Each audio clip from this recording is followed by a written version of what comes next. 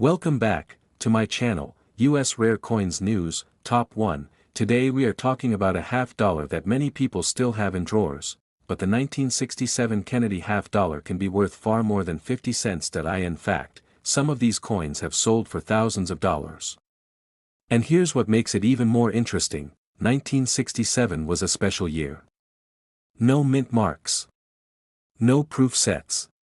Just one unusual chapter in American coin history. So how do you know if yours is ordinary silver, or a serious collector piece? Let's take a close look. Imagine a tight camera shot slowly moving across the front of the coin. You see President John F. Kennedy facing left. The portrait is clean, detailed, powerful. The word Liberty curves around the top. "In God We Trust" is split on either side of his neck. And at the bottom, the date reads 1967. Now here's something you'll notice right away. There is no mint mark. That wasn't a mistake. From 1965 through 1967, the US Mint removed mint marks from coins to discourage collectors from hoarding them. America was dealing with a coin shortage at the time. Silver prices were rising. People were pulling coins from circulation. So the mint tried to slow things down by eliminating mint marks entirely. That means every 1967 Kennedy half dollar looks the same in terms of mint identification. Now flip it over. You'll see the presidential seal.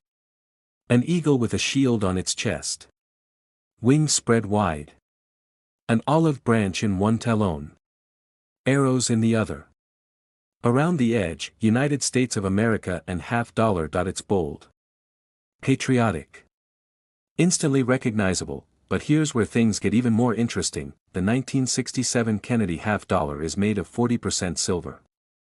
Not 90% like the 1964 version. But still real silver. If you look at the edge of the coin, you'll see a slightly grayish strip instead of the solid silver look of earlier coins. That's because the inner core contains silver layered with copper. So right away, even worn examples have intrinsic value because of their silver content. In circulated condition today, a typical 1967 Kennedy half dollar is usually worth around $4 to $8 depending on silver prices. So even if it's scratched or worn, it's worth more than face value. But that's just the beginning. In 1967, the mint did not produce traditional proof sets for collectors. Instead, they made special mint sets. These coins have a unique finish. Not quite proof. Not quite regular circulation strike. They often have sharper detail and a more satin-like surface. If you find a 1967 half dollar with unusually strong detail and a smooth, almost polished appearance, it might be from a special mint set. And here's the part collectors pay attention to. High-grade examples from special mint sets can sell for serious money. Coins graded SP67 or SP68 by major grading services have sold for hundreds of dollars. In ultra-high grades with deep cameo contrast, some examples have reached into the thousands at auction. That's a huge jump from silver melt value. Now let's talk about errors. There are known double die varieties on 1967 Kennedy half dollars. Look closely at the lettering, especially Liberty and In God We Trust. Strong doubling can appear as clear separation in the letters. Not just a shadow, but real, noticeable duplication. There are also coins with die cracks, clipped planchets, and off-center strikes. Because these coins were struck during a high-pressure production period, quality control wasn't always perfect. That opens the door for collectible errors. Here's something else to consider: the Kennedy half dollar was introduced in 1964 after President Kennedy's assassination. The nation was grieving. The coin became a symbol of remembrance. By 1967, it wasn't just currency, it was part of American culture. Many people saved them as keepsakes. That's why so many 1967 halves still exist today in decent condition. But truly flawless examples? Those are much harder to find. Now imagine holding one under bright light. Tilt it slowly. Watch the surface. Look for strong luster. Minimal contact marks on Kennedy's cheek. Clean fields around the portrait. Sharp eagle feathers on the reverse. Condition makes all the difference. Let's break down the value clearly. Most circulated 1967 Kennedy half dollars are worth around $4 to $8 based on silver content. Nice uncirculated examples can sell for $10 to $20. Special mint set coins in high grades can range from $50 to several $100s. And top-graded specimens with exceptional quality have sold for over $4,000 at major auctions. That's an incredible range for a coin many people overlook. So now I want to ask you, do you own a 1967 Kennedy half dollar? Have you ever checked if it came from a special mint set? And would you rather collect Kennedy halves, Eisenhower dollars, or older silver coins like Morgan dollars? Tell me in the comments. I love seeing what you're collecting. Top 2, today we are talking about a coin that doesn't actually exist, and that might be the most important detail of all, the 1918 Kennedy half dollar. If you've seen one online, in a listing, or someone claims they own one, stop right there. Because the Kennedy half dollar was not introduced until 1964. So how can there be a 1918 version? In the next few minutes, I'm going to explain why the 1918 Kennedy half dollar is impossible, what half dollar really existed in 1918, how confusion like this happens in the coin world, and how knowing this could protect you from overpaying or getting scammed. Let's clear it up immediately. The Kennedy half dollar was first minted in 1964, shortly after President John F. Kennedy's assassination in November 1963. The U.S. Mint moved quickly to honor him, replacing the Franklin half dollar. That means any coin dated before 1964 cannot be a Kennedy half dollar. So if someone shows you a 1918 Kennedy half dollar, you're looking at one of three things: either it's a fake fantasy piece made privately, it's a novelty token, or it's simply misinformation. Now here's where it gets interesting: there was absolutely a half dollar struck in 1918. But it wasn't Kennedy. It was the Walking Liberty half dollar. Imagine a close-up shot of a real 1918 half dollar. On the front, Lady Liberty is walking toward the rising sun. The American flag draped around her. One arm extended forward. It's one of the most beautiful coin designs in U.S. history. On the back, you'll see an eagle perched on a rock, wings partially raised. That's the real 1918 half dollar, and here's the twist. A genuine 1918 Walking Liberty half dollar can actually be worth serious money, depending on condition and mint mark. Circulated examples can sell for around $15 to $50. Higher grade uncirculated coins can reach several $100s. And rare mint mark varieties like the 1918D or 1918S in top condition have sold for thousands of dollars at auction. So while a 1918 Kennedy half dollar doesn't exist, a 1918 half dollar absolutely does, and it's a classic. Now let's talk about why this confusion matters. In the coin world, small details are everything. Dates. Mint marks. Designs. A single digit can change the value dramatically.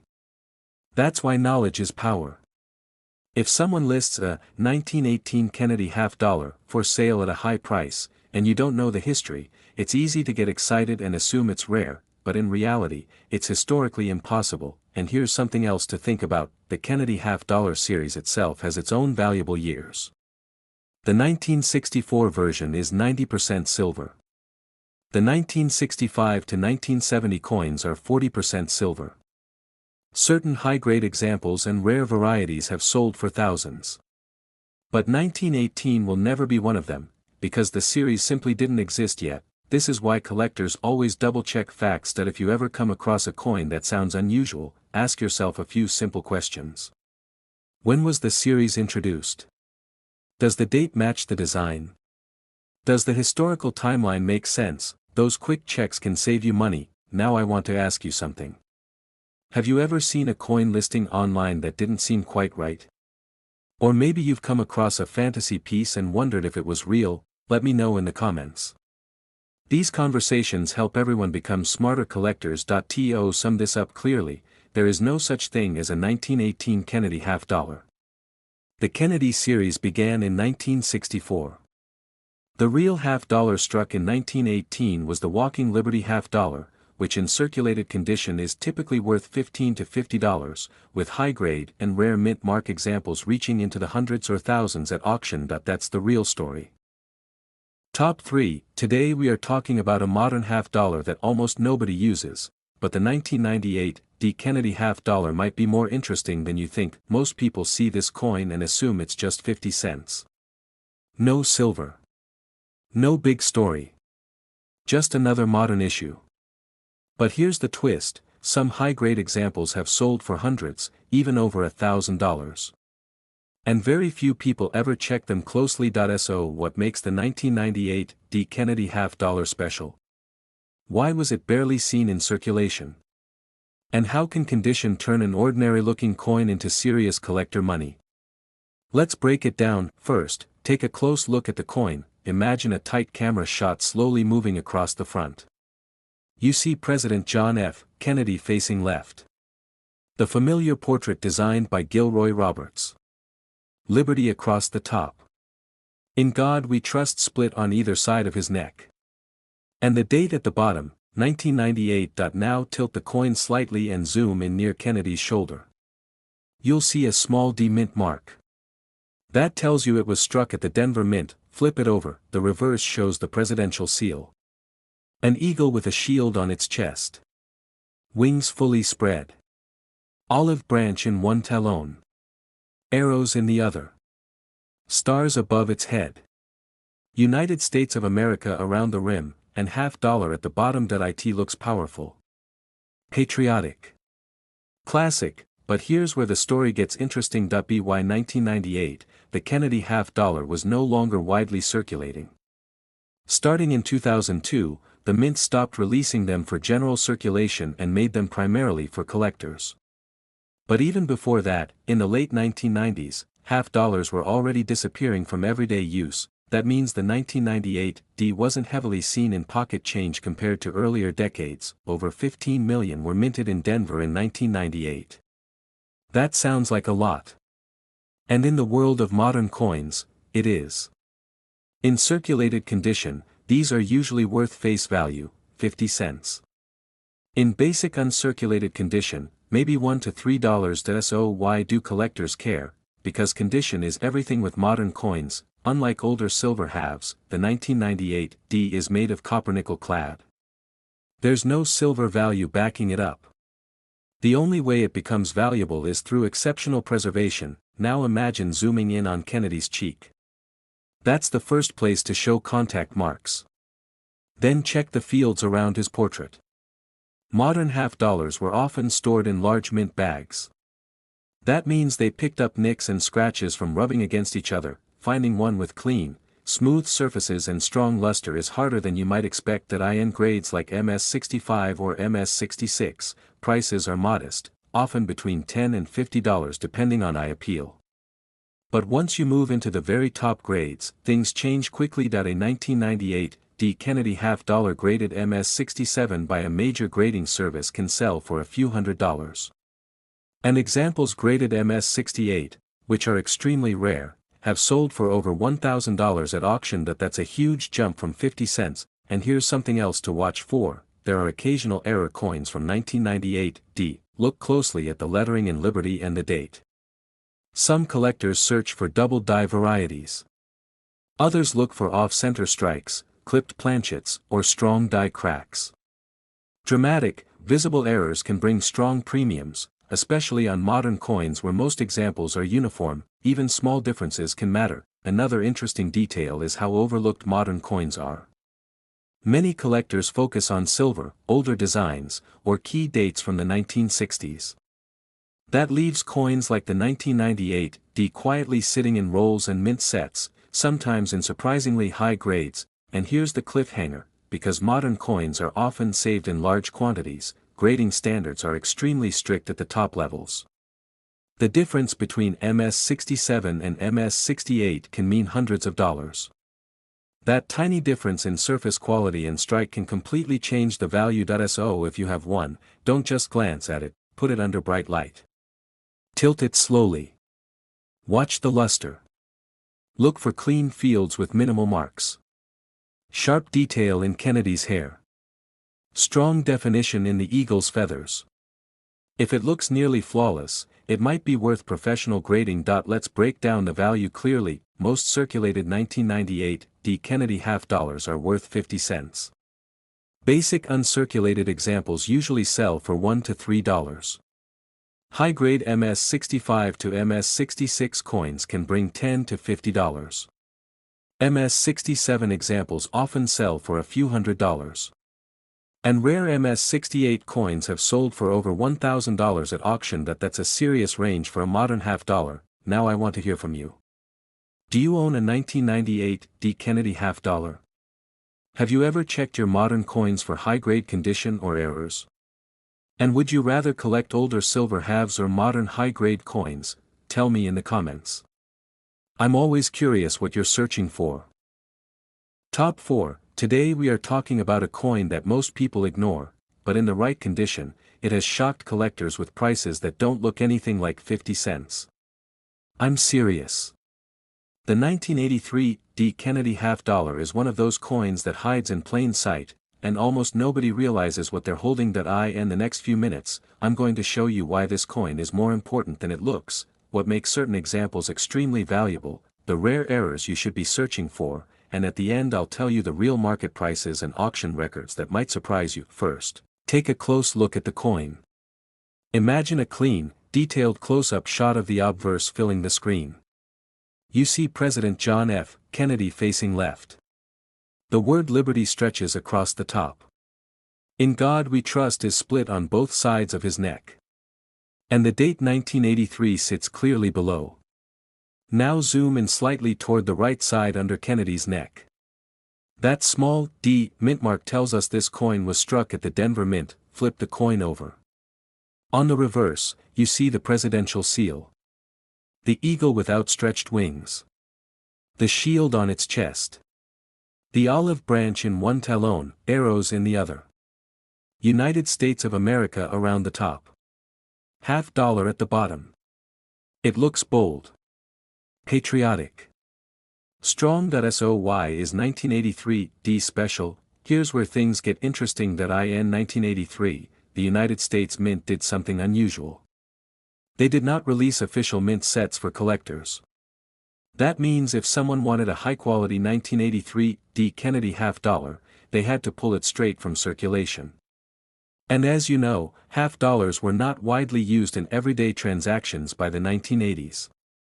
Most went straight into storage at banks or stayed in rolls, because there were no official mint sets. Finding high-grade uncirculated examples today is much harder than many other years. That shortage of pristine coins is exactly what drives serious collectors crazy. Now picture a side-by-side visual. On one side, a typical circulated 1983 D with dull surfaces and small scratches. On the other side, a blazing, high-grade mint state coin with sharp details and strong luster. The difference is dramatic. Most 1983 D. Kennedy half-dollars you'll find are worth face value. Just 50 cents. Maybe $1 in nice uncirculated condition. That's it, but here's the twist: when you get into higher grades, especially MS-65 and above, the price starts climbing. And when you reach the top levels, like MS-67, things change completely. Coins graded MS-65 by professional grading services often sell for around $20 to $40 depending on eye appeal. MS-66 examples can range from around $80 to $150. But in MS-67, which is extremely difficult to find for this year, auction prices have reached several $100s, and in some past auction results, superb gem examples have sold for over $1,000, all for a coin that says 50 cents on it. But condition isn't the only thing to watch for. Let's talk about errors. When you're examining your 1983 D, use a magnifying glass or macro camera shot. Look closely at the lettering. Check Liberty and In God We Trust for doubling. While major double dies are not common for this date, minor doubling and machine doubling can appear, and collectors still enjoy hunting for them. Also check for off-center strikes. Even a 5 to 10% off-center error can make the coin far more collectible. Clips, where a small curved portion of the coin is missing due to a blanking error, are also possible and highly collectible. Another thing to watch for is strong luster and clean fields. Because many of these coins were stored in bags, they often have contact marks. Finding one with minimal marks is a real challenge. That's why top-graded examples are so valuable. Here's a fun bit of history to add context. By 1983, the half-dollar was already fading from daily use. Vending machines didn't want it. Cash registers rarely had space for it. It became more of a collector's denomination than a circulating coin.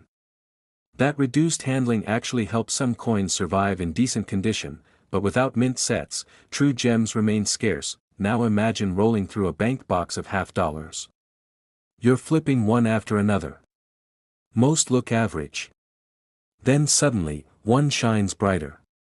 Cleaner surfaces. Sharper strike. You tilt it under the light and the cartwheel luster spins smoothly across the fields. That's the moment collectors live for. Do you own a 1983 D. Kennedy $50? Have you ever checked it under magnification? Let me know in the comments. And tell me, what's the best coin you've ever found in circulation? Before we wrap up, let's clearly talk numbers. In circulated condition, the 1983 D. Kennedy $50 is generally worth face value, 50 cents. In typical uncirculated condition, it usually sells for about $1 to $5. In certified MS-65, it often brings around $20 to $40. In MS-66, it can reach around $100 or more. And in top condition MS-67, auction prices have exceeded $1,000 depending on quality and demand. That's the power of grade. That's the power of scarcity within condition. Top 5. Today we are talking about a coin that most people think is just another 50 cents, but in the right condition, the 1973 Kennedy $50 has sold for hundreds, even thousands of dollars. And the craziest part? Many of these were never even meant to circulate the way other coins did. If you stay with me for the next few minutes, I'm going to show you why the 1973 Kennedy $50 is different, what makes certain versions much harder to find, the errors you should be hunting for. And at the end I'll break down the real market prices and auction results that might completely change how you look at this coin. Let's start by looking at it closely. Imagine a tight close-up of the obverse. John F. Kennedy's profile faces left. Liberty stretches boldly across the top. In God We Trust is split on both sides of his neck. The date 1973 sits below.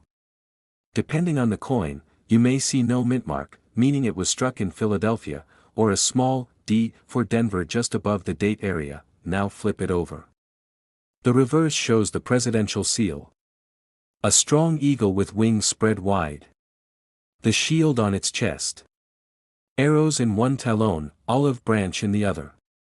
United States of America curves along the top. $50 along the bottom. It's powerful. It feels official. But here's where the story gets interesting. In 1973, the United States Mint made a big decision. Regular Kennedy $50 were not released into general circulation the way earlier dates were. Instead, they were primarily issued in mint sets for collectors. That means if someone didn't buy a mint set directly from the government that year, they probably never saw a 1973 $50 in everyday change. Let that sink in. This wasn't a coin you'd casually get back from a grocery store. It was made mainly for collectors. That already makes it different from many earlier Kennedy halves. Now picture a shot of a 1973 mint set in its original packaging. The $50 sits sealed in plastic, untouched for decades. That's how many of these coins survived. So why does that matter? Because while millions were minted, most stayed protected in sets. Finding them in true top condition today still isn't easy, especially with strong strikes and minimal marks. And when you move into high mint state grades, the price jumps fast. But before we talk numbers, let's clear up one thing. The 1973 Kennedy $50 is made of copper nickel clad. By this time, the silver was already gone from regular circulation issues. So this isn't a silver coin. Its value comes from condition and rarity in high grades, not metal content. Now here's something collectors love to look for: strike quality. Some 1973 halves show weak details, especially in Kennedy's hair above the ear and in the eagle's feathers on the reverse. If you find one with sharp hairlines, crisp lettering, and strong detail in the eagle's chest feathers, that's a big plus. Zoom in with a magnified view. Look at the fields around Kennedy's portrait. Are they clean and mirror-like? Or covered in small bag marks? Because even though many were saved in mint sets, they were still shipped in bulk to packaging facilities. Contact marks happened, And then there are errors. While major double dies are not widely known for 1973, minor double dies and repunched mint marks can exist. Always check the date and lettering carefully. Look for doubling in Liberty and in God We Trust. Off-center strikes, clipped planchets, and die cracks can also add collectible value.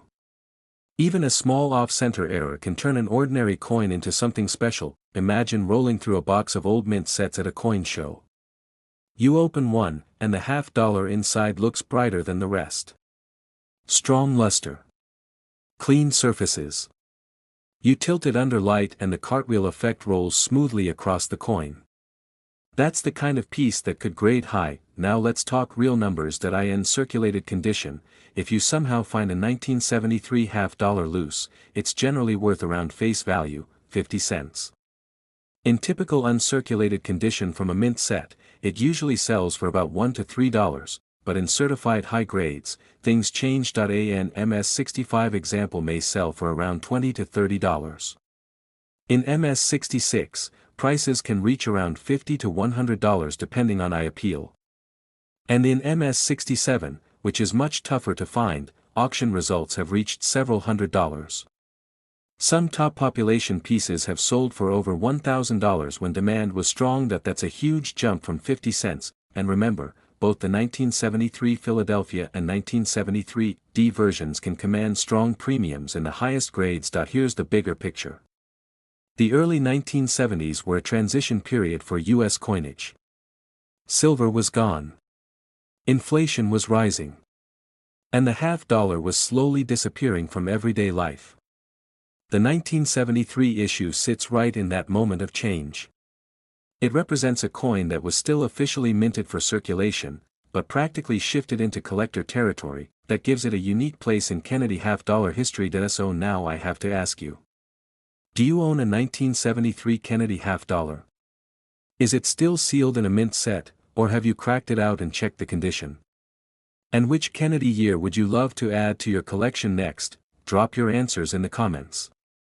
I read them, and I love hearing your coin stories. To wrap it up, the 1973 Kennedy $50 may not be silver, and it may not look rare at first glance. But its limited circulation release, mint set distribution, and difficulty in finding top-grade examples make it a sleeper in the series. In everyday condition, it's worth 50 cents. In nice uncirculated shape, a few dollars. But in top certified grades, it can reach hundreds or even over $1,000 at auction. Not bad for a coin most people overlook. If you enjoyed this deep dive into the 1973 Kennedy $50, make sure to like this video, subscribe to the channel, and turn on notifications so you never miss another hidden value coin story. And check out my other videos where we uncover surprising prices hiding in plain sight, because sometimes the coins that seem ordinary are the ones collectors chase the hardest.